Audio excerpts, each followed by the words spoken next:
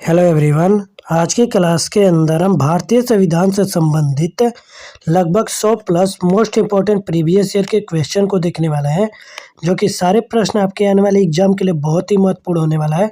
तो आप सभी प्रश्नों को अच्छे से देखिएगा और साथ में यहाँ पर हमारा जो वीआईपी एग्जाम वाईटी चैनल है ना, इसको आप सब्सक्राइब कर लीजिएगा, क्योंकि हमारे चैनल के ऊपर बहुत सारी इंपॉर्टेंट टॉपिकों से रिलेटेड वीडियो अपलोड किया जाता है।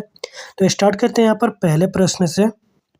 प्रश्न पूछा है कि संविधान सभा की पहली बैठक कब हुई थी। तो संविधान सभा के अंदर जो पहली बैठक हुआ था ना, वह 9 दिसंबर 1946 ईस्वी को हुआ था। तो इसको आप याद कर लीजिएगा, क्योंकि इसी प्रकार के प्रश्न एग्जाम के अंदर आगे पूछे जा रहे हैं। ठीक है। अगला यहाँ पर प्रश्न पूछा है कि शोषण के विरुद्ध अधिकार किस अनुच्छेद के अंतर्गत आता है। तो शोषण के विरुद्ध अधिकार जो है ना, वो अनुच्छेद 23 और 24 के अंतर्गत आता है। यानी जो शोषण के विरुद्ध अधिकार है वो अनुच्छेद 23 और 24 के अंदर वर्णन किया गया है इसका। तो इसको आप याद कर लीजिएगा। अगला यहाँ पर प्रश्न पूछा है कि संविधान सभा की प्रथम बैठक के अध्यक्ष कौन थे। तो संविधान सभा के जो प्रथम बैठक हुआ था उसके अध्यक्ष थे सच्चिदानंद सिन्हा जी। तो इसको आप याद कर लीजिएगा। आगे बढ़ते हैं, जो कि अगला हमारा चौथा नंबर प्रश्न पूछा है, डॉक्टर भीमराव अंबेडकर ने किस अनुच्छेद को भारतीय संविधान की आत्मा कहा था। तो डॉक्टर भीमराव अंबेडकर के द्वारा जो अनुच्छेद 32 है ना, इसे भारतीय संविधान की आत्मा कहा जाता है। और यह प्रश्न जो है ना, वह वीवीआई प्रश्न है, क्योंकि यह प्रश्न एग्जाम के अंदर बहुत बार पूछा गया है और आगे भी यह प्रश्न पूछे जा सकते हैं। अगला प्रश्न देखते हैं। तो अगला प्रश्न यहाँ पर पूछा है, भारत में संविधान सभा के निर्माण का आधार क्या था। तो हमारे भारत के अंदर संविधान सभा का निर्माण का जो आधार था ना, वो कैबिनेट मिशन योजना जो था 1946 का, वह भारतीय संविधान का निर्माण का आधार बना था। तो इसको आप याद कर लीजिएगा। अगला यहाँ पर प्रश्न पूछा है कि संविधान में भारत को क्या कहा गया है। तो संविधान के अंदर भारत को राज्यों का संघ बोला गया है। यानी जो भारत को भारत नाम से नहीं रिलेटेड किया गया है संविधान के अंदर, इसको राज्यों का संघ बोला गया है हमारे भारतीय संविधान के अंदर।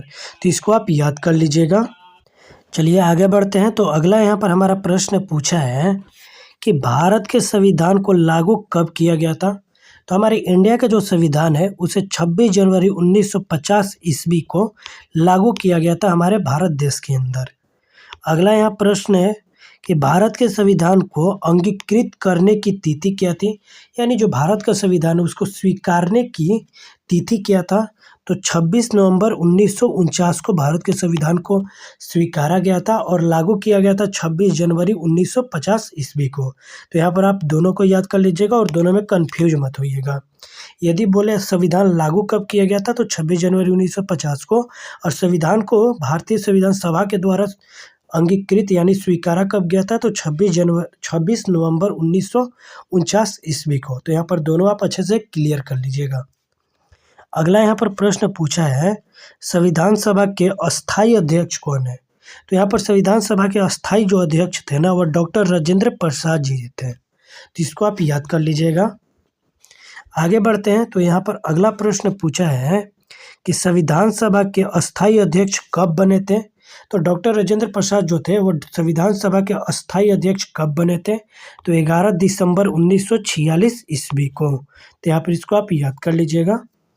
आगे बढ़ लेते हैं। अगला यहाँ पर प्रश्न पूछ रखा है कि संविधान सभा के उपाध्यक्ष कौन थे। तो एच.सी. मुखर्जी जो थे ना, वह संविधान सभा के उपाध्यक्ष थे। तो इसको आप याद कर लीजिएगा। अगला यहाँ पर प्रश्न है कि संविधान संशोधन प्रक्रिया कहाँ से ली गई है। तो हमारे संविधान के अंदर जो संशोधन करने की प्रक्रिया है ना, वो किस देश के द्वारा लिया गया है, यानी किस देश से लिया गया है। तो दक्षिण अफ्रीका से लिया गया था। तो इसको आप याद कर लीजिएगा और साथ में नोट भी करते चलिएगा, क्योंकि यह सब प्रश्न आपके आने वाली एग्जाम के लिए बहुत ही महत्वपूर्ण साबित होने वाले हैं, क्योंकि इसी प्रकार के प्रश्न जो है एग्जाम के अंदर पूछा जा रहा है। अगला प्रश्न है कि संविधान निर्माण के समय संविधान में कितनी अनुसूचियाँ थी। तो जब संविधान का निर्माण करा गया था उस टाइम पर हमारे भारतीय संविधान के अंदर, यानी हमारे संविधान के अंदर टोटल 8 अनुसूचियाँ थी। तो इसको आप याद कर लीजिएगा। अगला यहाँ पर प्रश्न पूछा है कि संविधान में समवर्ती सूची का जो प्रावधान है ना, वो कहाँ से लिया गया है। यानी हमारे जो संविधान के अंदर समवर्ती सूची है, इसका प्रावधान किस देश से लिया गया है। तो ऑस्ट्रेलिया से लिया गया था समवर्ती सूची का प्रावधान। तो इसको आप याद कर लीजिएगा। आगे बढ़ते हैं। तो अगला यहाँ पर प्रश्न पूछा है, समाजवादी, धर्मनिरपेक्ष एवं एकता और अखंडता जो शब्द है, ये संविधान के किस संशोधन के द्वारा जोड़ा गया था। तो संविधान के अंदर इसे संविधान का जो 42वें संविधान संशोधन है, उसके द्वारा हमारे संविधान के अंदर धर्मनिरपेक्ष, एकता और अखंडता जो शब्द है ना, ये सब जोड़े गए थे। तो इसको आप याद कर लीजिएगा, क्योंकि यह VVI प्रश्न है, एग्जाम के अंदर यह प्रश्न पूछा जा सकता है। आगे बढ़ लेते हैं। तो अगला यहाँ पर प्रश्न है हमारा कि 11वीं अनुसूची किस संविधान संशोधन के द्वारा जोड़ी गई थी। तो हमारे संविधान के अंदर जो 11वीं अनुसूची है, वह संविधान का 73वें संविधान संशोधन के द्वारा हमारे संविधान के अंदर जोड़ा गया था। तो इसको आप याद कर लीजिएगा। अगला यहाँ पर प्रश्न पूछा है कि मूल कर्तव्यों को किस अनुच्छेद में डाला गया है। तो जो भारतीय संविधान के अंदर मूल कर्तव्य है, इन्हें संविधान के अनुच्छेद जो 51 के ए हैं, उसके अंतर्गत रखा गया है। यानी 51 के ए के अंदर इसका वर्णन करा गया है हमारे मूल कर्तव्यों का। तो इसको आप याद करिएगा। अगला यहाँ पर प्रश्न है, भारतीय संविधान में अनुसूचियों की संख्या कितनी है। तो हमारे भारतीय संविधान के अंदर टोटल 12 अनुसूची हैं अभी प्रेजेंट के अंदर, ठीक है। आगे यहाँ पर प्रश्न पूछा है कि भारत की 22 भाषाओं का उल्लेख संविधान के किस अनुसूची में मिलता है। तो भारत के अंदर जो 22 भाषाओं का उल्लेख है संविधान के अंदर, वह संविधान के 8वीं अनुसूची के अंदर मिलता है, ठीक है। अगला यहाँ पर प्रश्न पूछा है कि केंद्र तथा राज्य के बीच जो शक्तियों का बंटवारा किया गया है, वह किस अनुसूची के अंतर्गत आता है। तो 7वीं अनुसूची के अंतर्गत ही केंद्र तथा राज्य के बीच जो शक्ति है ना, इनका बंटवारा किया गया है। तो इसको आप याद करिएगा, क्योंकि यह भी प्रश्न बहुत ही VVI प्रश्न है कि केंद्र और राज्य के बीच में जो शक्तियों का बंटवारा किया गया है, वो किस अनुसूची के द्वारा किया गया है, यह प्रश्न पूछेगा एग्जाम में। तो 7वीं अनुसूची के द्वारा किया गया था, इसका आंसर यही होगा। आगे बढ़ते हैं। अगला यहाँ पर प्रश्न पूछा है कि दोनों सदनों की संयुक्त बैठक को कौन बुला सकता है। तो दोनों सदनों की जो संयुक्त बैठक होता है ना, उसे हमारे भारत के राष्ट्रपति के द्वारा ही बुलाया जाता है। तो इसको आप याद करिएगा। आगे यहाँ पर प्रश्न है कि भारत में प्रथम आम जो चुनाव हुआ था, वह कब हुआ था। यानी भारत में प्रथम आम चुनाव कब हुआ है। तो 1951-1952 के बीच में भारत के अंदर प्रथम आम चुनाव कराया गया था। तो इसको आप याद कर लीजिएगा, क्योंकि ये भी प्रश्न VVI प्रश्न है। और संविधान से संबंधित प्रश्न जितने भी हैं, सारे VVI प्रश्न है, क्योंकि आपने देखा होगा कि संविधान से संबंधित जो प्रश्न होते हैं, वो हर एग्जाम के अंदर 2 से 3 प्रश्न आराम से पूछे जाते हैं। तो इसीलिए आप सभी प्रश्नों को एकदम अच्छे से देखते चलिए।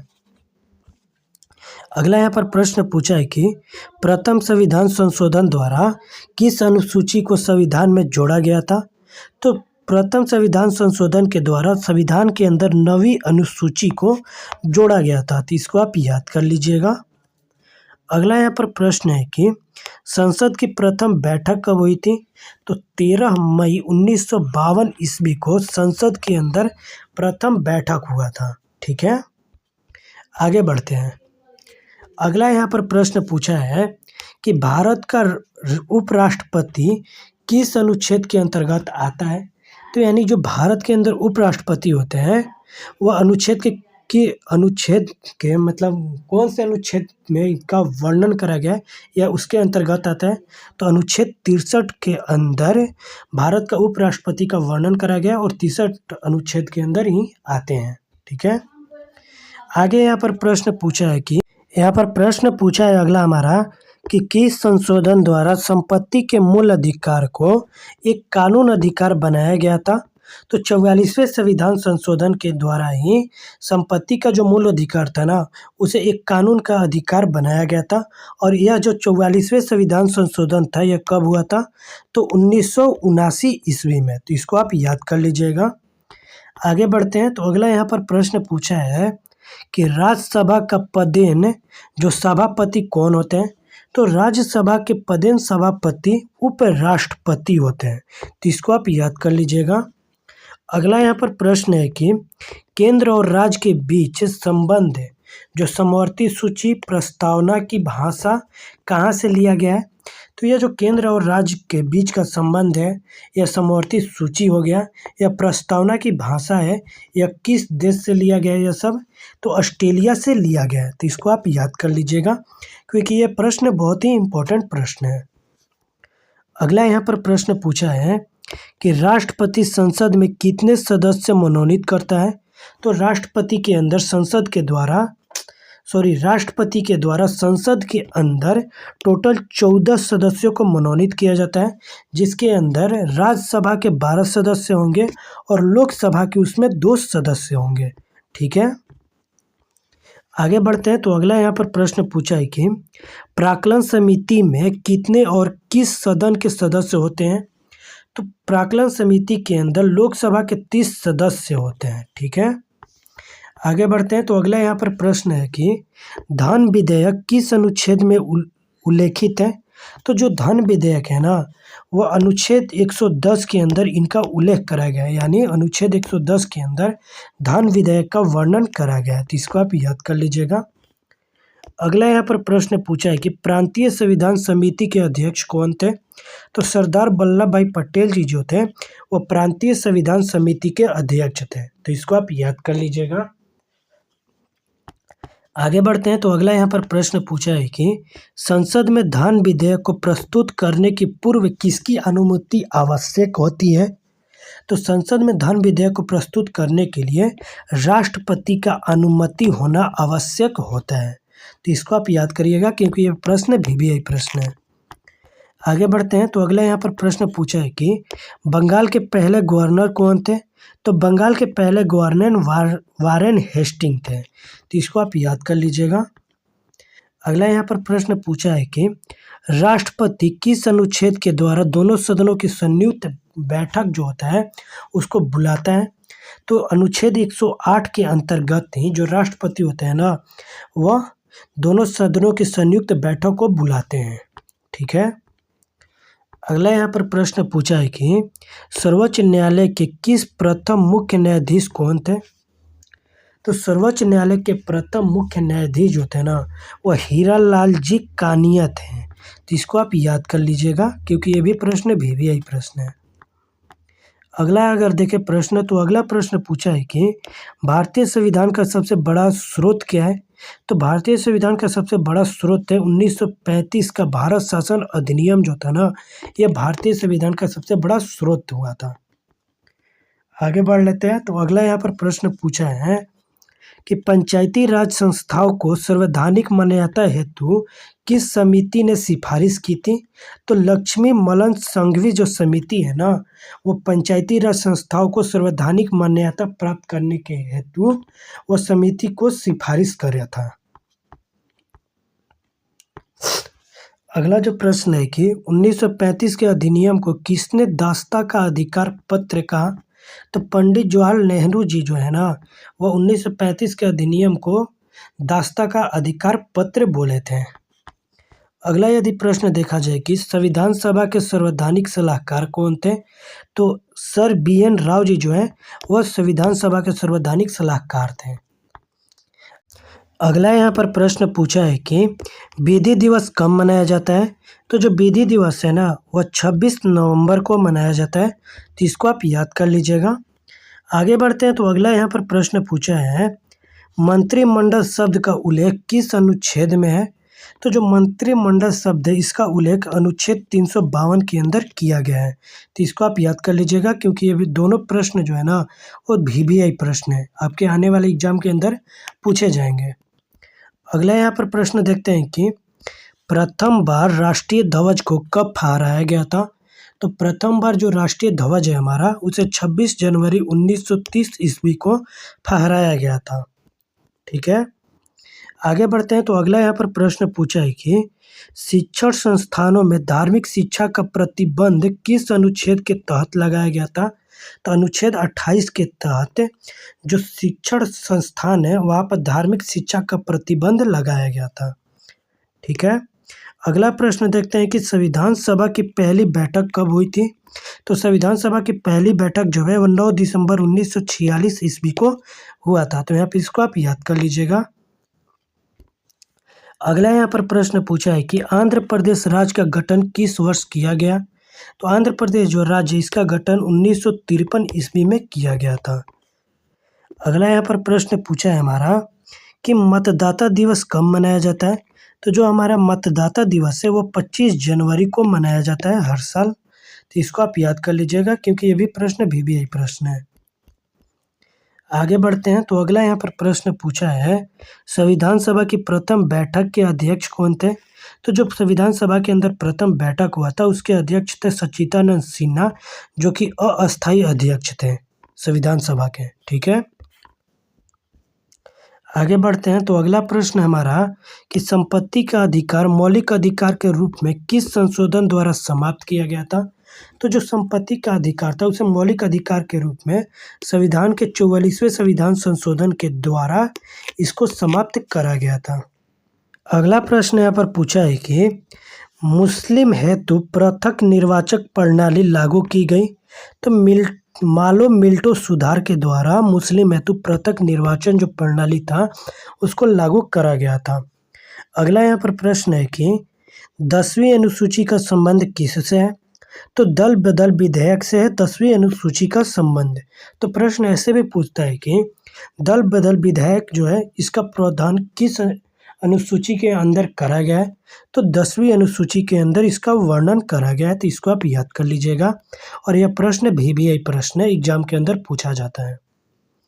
अगला प्रश्न है कि उद्देश्य प्रस्ताव कब प्रस्तुत किया गया था? तो 13 दिसंबर 1946 ईस्वी को उद्देश्य प्रस्ताव जो था ना इसको प्रस्तुत करा गया था। अगला यहाँ पर प्रश्न है कि नगर पालिकाओं को संवैधानिक मान्यता किस संशोधन द्वारा प्रदान की गई थी? तो 74वें संविधान संशोधन के द्वारा नगर पालिकाओं को संवैधानिक मान्यता प्राप्त करा गया था। आगे यदि देखें और VBI प्रश्न है हमारा कि झंडा समिति के अध्यक्ष कौन थे? तो झंडा समिति के अध्यक्ष थे JP कृपलानी। तो इसको आप याद कर लीजिएगा। आगे बढ़ते हैं तो अगला प्रश्न है कि कौन अपने पद की शपथ नहीं लेता है? तो लोकसभा के अध्यक्ष जो होते हैं ना वो अपने पद की शपथ नहीं लेते हैं। ठीक है।